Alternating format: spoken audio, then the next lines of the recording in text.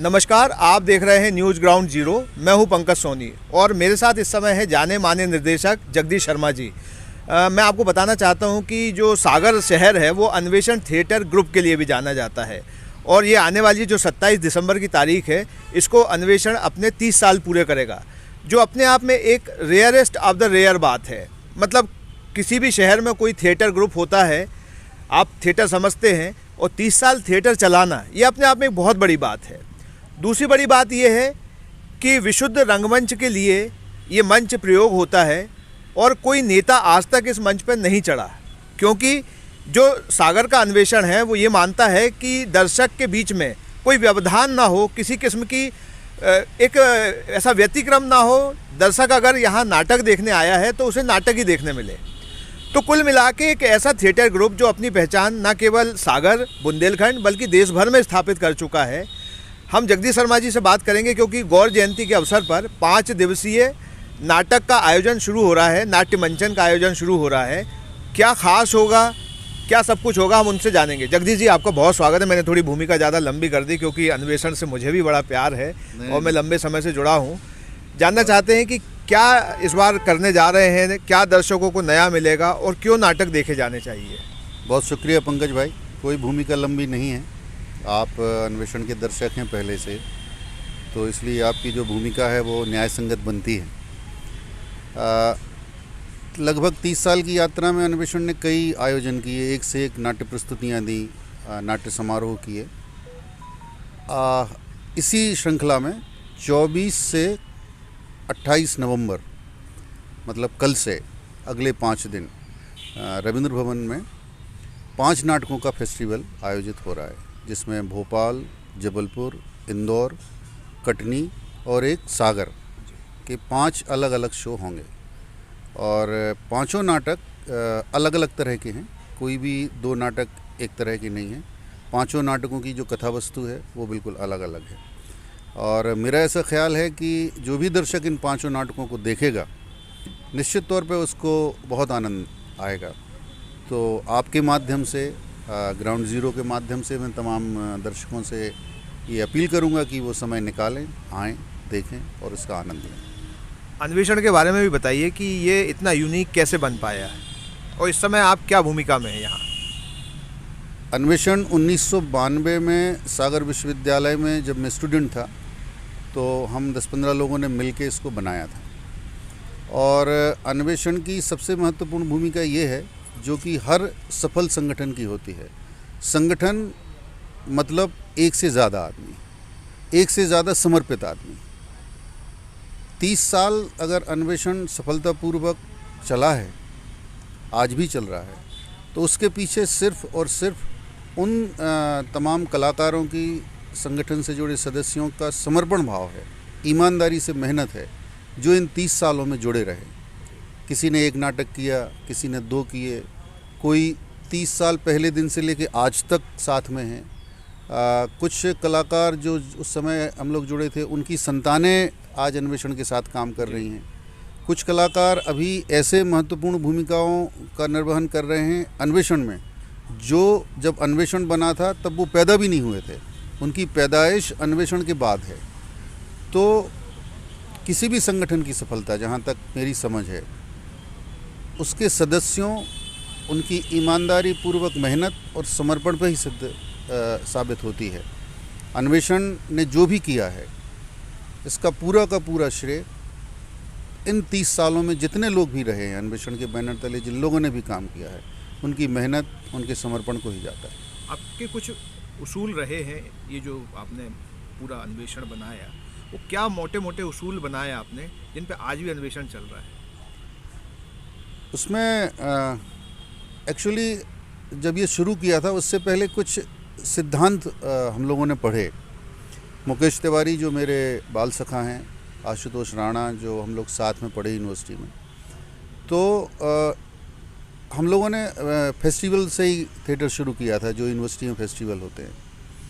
तो पढ़ने का शौक़ था, तो नाटक करने से पहले या नाटक करने के साथ नाटक का सिद्धांत भी पढ़ा।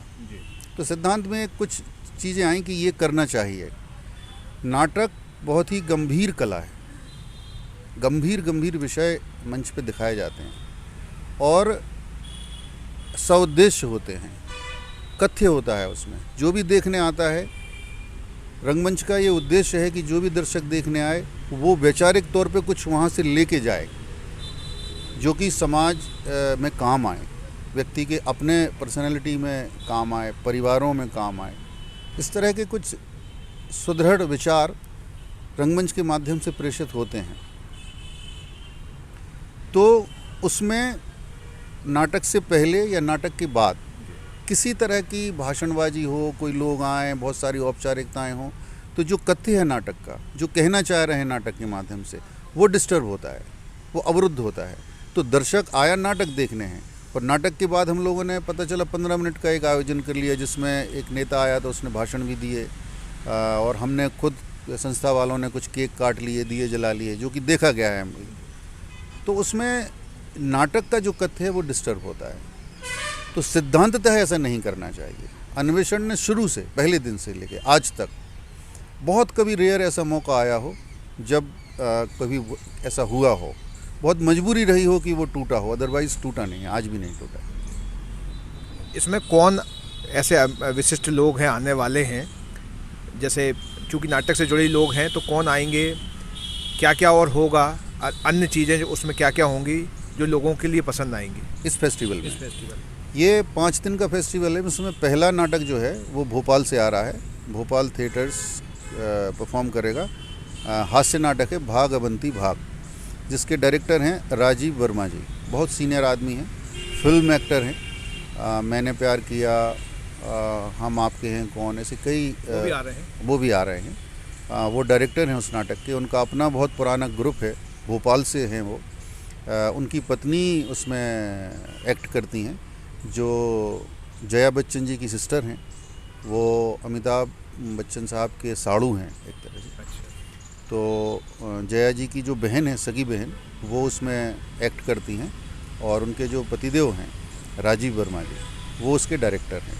पहले दिन वो आ रहे हैं, तो बड़ी खुशी की बात है कि उन्होंने अन्वेषण का ये जो आमंत्रण है स्वीकार किया और आ रहे हैं। इसके अलावा इंदौर का जो ग्रुप आ रहा है वो 45 साल पुराना ग्रुप है। 45 साल से वो लोग थिएटर कर रहे हैं। बहुत उसके संचालक हैं शरद शर्मा जी। पिछले दिनों उन्होंने हम लोगों को बुलाया था, इंदौर और उज्जैन में शो कराए थे। आज हम उन लोगों को आमंत्रित कर रहे हैं। गांधी ने कहा था, एक नाटक है कटनी से, बहुत समर्पित लोग हैं। जबलपुर से प्ले आ रहा है अगरबत्ती, एक नई लड़की है, NSD पास आउट है, जिसने जो डायरेक्टर है उस प्ले की। और फूलन देवी के कथा वस्तु है वो बहमई कांड से जुड़ा हुआ है। बहमई कांड के बाद एक बिल्कुल अलग तरह का विमर्श है उस नाटक के माध्यम से, उस घटना को लेके। उसका फूलन देवी से या डकैती से या उसकी सज़ा से या उसके मर्डर से कोई रिलेशन नहीं है। एक अलग तरह का विमर्श है जो मुझे लगता है कि बहुत भाएगा लोगों को। इस तरह के अलग अलग अन्वेषण जो प्ले कर रहा है वो मेडिकल फ्रेटर्निटी की अपनी सेंसिबिलिटी, जिस तरह से लोगों ने कोरोना काल में काम किया, उनको समर्पित है वो। और वही कथा वस्तु है कि डॉक्टर्स, नर्सेस एक मरीज़ को बचाने के लिए किस किस तरह से जतन करते हैं और अंततः उसको बचा लेते हैं, ये कथा वस्तु है। तो अलग अलग तरह के 5 रंगों के नाटक हैं और अच्छे लोग आ रहे हैं, ये अनुभवी लोग हैं, समर्पित लोग हैं जो आ रहे हैं। तो इनके जो भी सृजन हैं जो लेके आ रहे हैं, मुझे लगता है लोगों को बहुत भाएगा। तो ये है जगदीश शर्मा जी जो बता रहे थे कि 5 दिवसीय क्या क्या नाट्य आयोजन होंगे। और मेरा भी ये सभी दर्शकों से न्यूज़ ग्राउंड जीरो के माध्यम से यही कहना है कि जो भी सृजनकारी चीज़ें हैं जिनसे बातों को सीखा जा सकता है, तो नए जो युवक हैं, परिवार के लोग हैं, वो ज़रूर आएँ, क्योंकि इससे बहुत कुछ सीखने मिलेगा। और जैसा कि पश्चिम बंगाल की एक परंपरा है कि वहाँ लोगों में एक आदत है कि वो अपने महान पुरुषों के बारे में बताते हैं, तो इसी तरीके से हम भी चाहें तो इन नाटकों से जुड़ के अपने परिवार को कुछ नए संस्कार, नए विचार दे सकते हैं। आपने इस प्रस्तुति को देखा, बहुत धन्यवाद। क्या आप महंगी दवाओं के खर्चे से परेशान हैं? अब इस चिंता से मुक्त हो जाइए। दवाओं के खर्चे में कीजिए 90% तक की बचत। दवा इंडिया जेनेरिक फार्मेसी के साथ उच्च गुणवत्ता और कम कीमत दोनों एक साथ। 1500 से अधिक दवाइयां उपलब्ध, सभी उत्पाद FDA द्वारा प्रमाणित। हमारा पता है Dawa India generic pharmacy, Sugandha complex, Parkota Sagar. शहर से बाहर जाने के लिए वन वे टैक्सी चाहिए या लोकल सिटी के लिए कैब या फिर एयरपोर्ट पे ड्रॉप की हो जरूरत? चुनिए अपनी पसंद की कैब और पाइए बेस्ट ऑफर्स के साथ मोस्ट कंफर्टेबल व सेफ राइड सिर्फ और सिर्फ MP कैब पर। आज ही गूगल प्ले स्टोर से MP कैब की एंड्रॉइड ऐप डाउनलोड करें या विजिट करें www.mpcab.in और बुक करें अपनी राइड।